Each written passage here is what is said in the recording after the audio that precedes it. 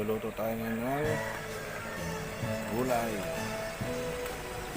Ang madalas na ulam ng mga Ilocano na braw. So, pakita ko sa inyo mamaya kung paano lutuin. Yan, lutuin na natin ang inabraw.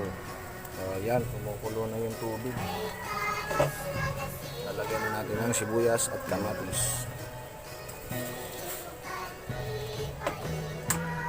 Lagyan na rin natin yung isda para lumasa sa sabaw.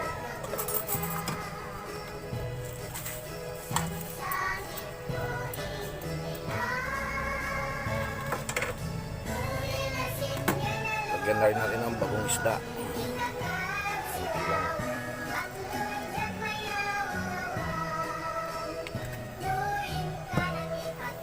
Yan, takpan mo lang natin para kumulo, para lumasa yung lasa ng isda. Tapin dito.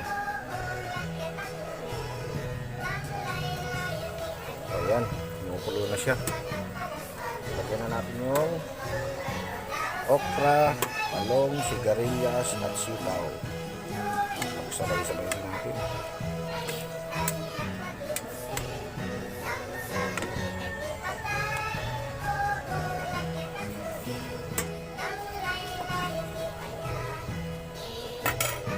Pag lumambot yan, sunod naman natin ilagay ang saluyot, malunggay at saka alokbati. So yan muna natin lumambot konti yung sitaw.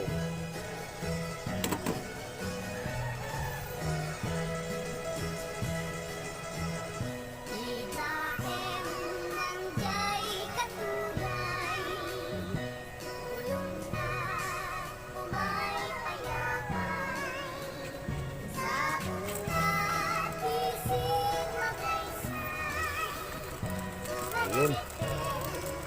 Lagyan natin ng konting aji. Isa yun, konti lang. Para lumabas yung lasa ng mga gulay.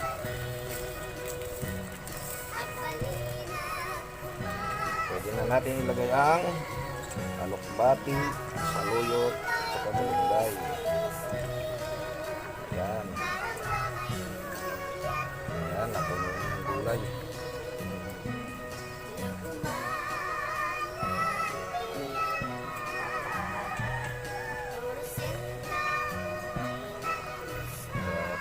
Natin ulit.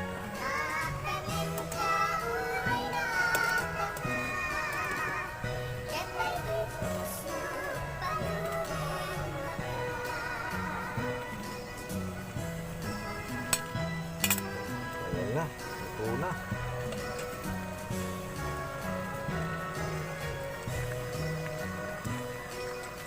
Ito natin.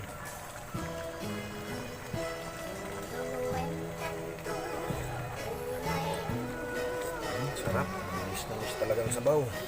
Fresh ang gulay. Haluin na natin to. Ayan na. Ito na ang inabraw natin, mga kaibigan. Wow! Tsura. Kain naman tayo. Kain naman tayo,